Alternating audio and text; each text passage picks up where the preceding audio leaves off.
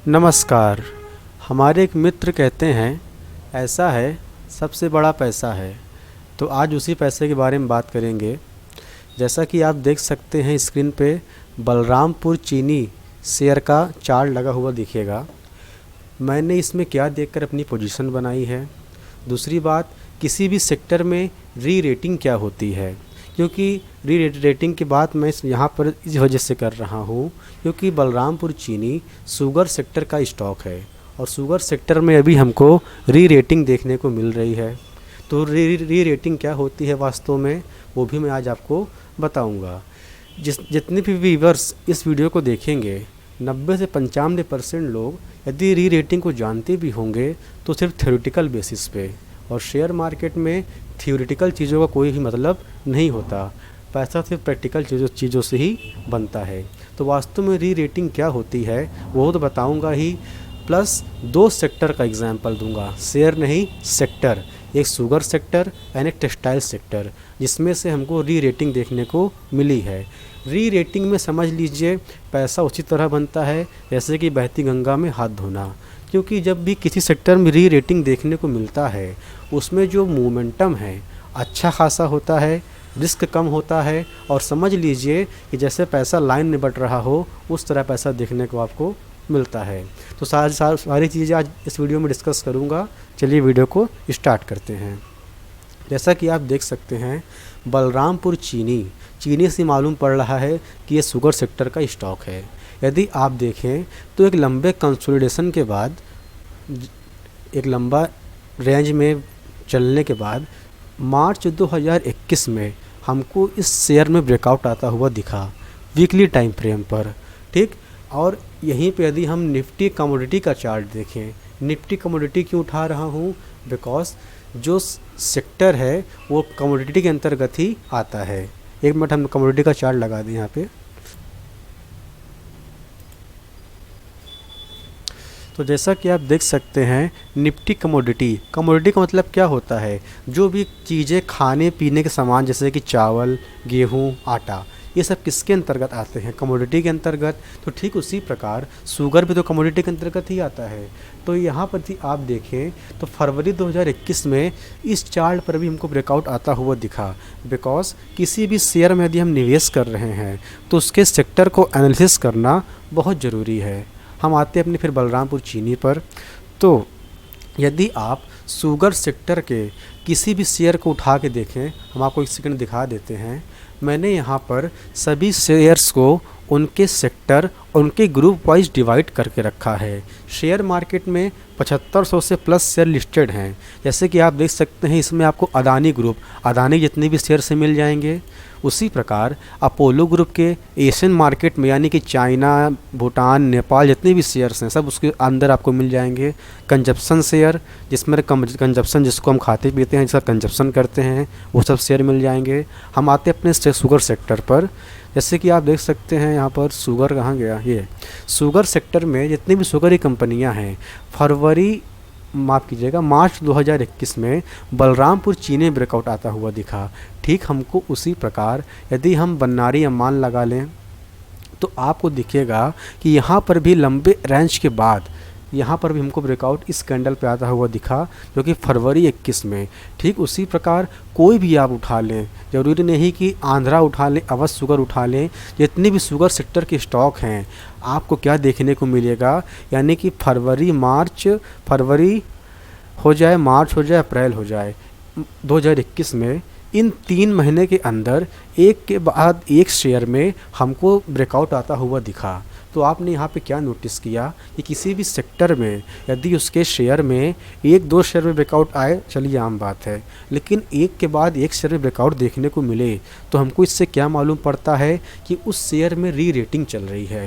री रेटिंग का मतलब क्या होता है, जैसे कि हमारे शेयर मार्केट में जितने भी सेक्टर हैं उनकी एक रेटिंग होती है, कोई ए क्लास का है, कोई बी का, तो कोई सी का। सपोज़ कीजिए शुगर यदि बी का रहा होगा उस समय, हमने इसकी रेटिंग बढ़ा के बी पॉजिटिव कर दी या फिर ए कर दी, तो क्या मतलब हुआ, इसकी रेटिंग अपग्रेड कर दी। रेटिंग अपग्रेड करने से उस सेक्टर के शेयर में बढ़ोतरी देखने को मिलती है जो कि हमको चार्ट पर आता हुआ दिखता है। ठीक, हम उसमें निवेश करके अच्छा पैसा कमा सकते हैं, जैसा कि हमको उस समय देखने को मिला था। अब मैंने इस समय क्यों उसमें बाई किया, बहुत से लोग अगर प्रोफेशनल है तो वो समझ गए होंगे कि लाइन चार्ट का इस्तेमाल क्यों करा जाता है, सपोर्ट एंड रेजिस्टेंस ड्रॉ करने के लिए। तो आपको यहाँ पर ये देखने को मिलेगा कि हमको इस कैंडल पर ब्रेकआउट आता हुआ दिखा, लेकिन मैंने इस कैंडल पर बाई नहीं किया था। मैंने यहाँ पर 405 के लमसम बाई किया था इस कैंडल पर, जब हमको दोबारा मौका मिला, क्योंकि मैंने अपना स्टॉप लॉस इसके नीचे रखता हूँ जो उसका प्रीवियस सपोर्ट है। ये जो हमारा स्टॉप लॉस होता है वीकली टाइम फ्रेम पर, वो लगभग 10% 15% का भी हो सकता है, लेकिन उसी प्रकार हमारा रिवॉर्ड भी होता है। जैसे देखिए 15% का, 20% का एसएल बन रहा था, लेकिन फिर भी मैंने स्टॉप लॉस अपने इसका नीचे ही रखा। क्यों? क्योंकि जो हमारा वीकली टाइम फ्रेम में स्टॉप लॉस तो बड़ा होता है, लेकिन मैं इसको तब तक होल्ड करता हूँ जब तक यह शेयर अप ट्रेंड में बना है। जैसे कि देख सकते हैं इस समय मार्केट हावर्स हैं, टाइम मार्केट इस समय ओपन है, तो उससे प्राइस भी मूवमेंट आपको देखते हुए मिलेगी। तो मैंने यहाँ पर इस तरह के इसको बाई किया था। तो ये हो गए शुगर सेक्टर। मैंने कहा था कि आपको इसका एग्जांपल टेक्सटाइल सेक्टर में भी दूंगा। तो यदि आप टेक्सटाइल में देखें, एक 1 second, textile and apparel industry, यदि एक निश्चित समय में इन सब में भी हमको ब्रेकआउट आता हुआ दिखा था। जैसे हम उठा ले इसमें से कोई शेयर, मान लीजिए KPR में से उठा ले रहे हैं, क्योंकि KPR मिल अभी भी अप ट्रेंड के अंतर्गत ही आ रहा है। यदि आप देखें तो KPR मिल में आपको क्या दिखेगा कि एक लंबे कंसोलिडेशन के बाद हमको इस कैंडल पर लगभग 145 से ब्रेकआउट आता हुआ दिखा। और ये कौन सा समय था? ये समय था लगभग अक्टूबर 2020। ऐसा नहीं कि KPR मिल्स में ही ब्रेकआउट देखने को मिला, टेक्सटाइल सेक्टर के जितने भी स्टॉक्स थे, लक्ष्मी इंडस्ट्रीज उठा लेते हैं, उस समय सभी शेयर्स में एक के बाद एक ब्रेकआउट हमको देखने को मिल रहा था। तो ये क्या शो कर रहा है, इस सेक्टर में कुछ ना कुछ तो परिवर्तन या अपग्रेड रेटिंग देखने को मिल रही है।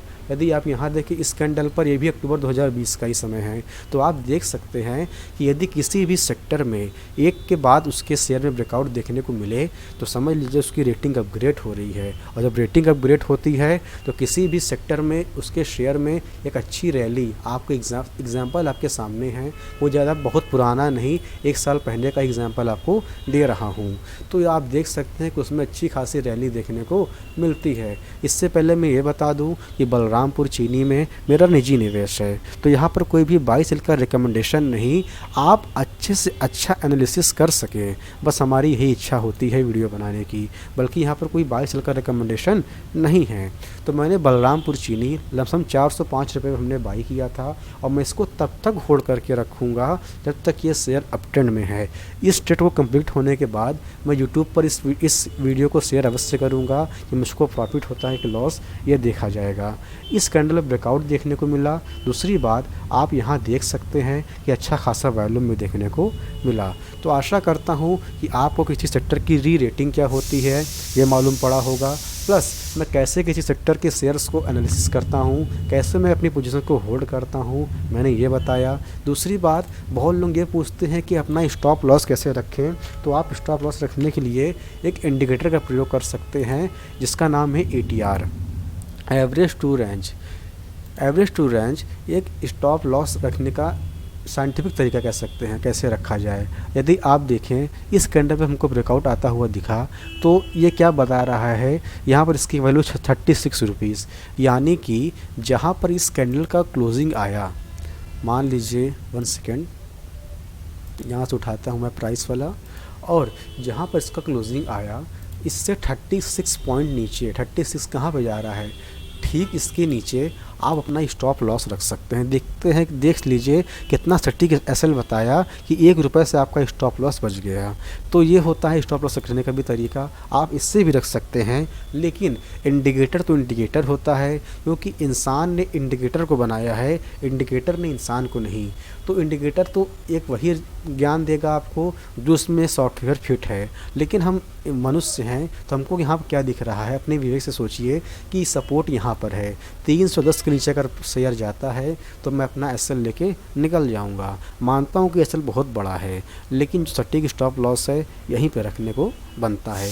इसीलिए मैंने यहाँ पर बाई ना करके थोड़ा प्राइस को नीचे आने पे तब मैंने बाई किया। आशा करता हूँ वीडियो आपको समझ में आई होगी। यदि वीडियो समझ में आई है तो वीडियो को लाइक एंड चैनल को सब्सक्राइब अवश्य कीजिएगा। नेक्स्ट वीडियो किस टॉपिक पर देखना चाहते हैं कमेंट करके कमेंट बॉक्स में अवश्य बताइएगा। मिलेंगे नेक्स्ट वीडियो में, तब तक के लिए धन्यवाद।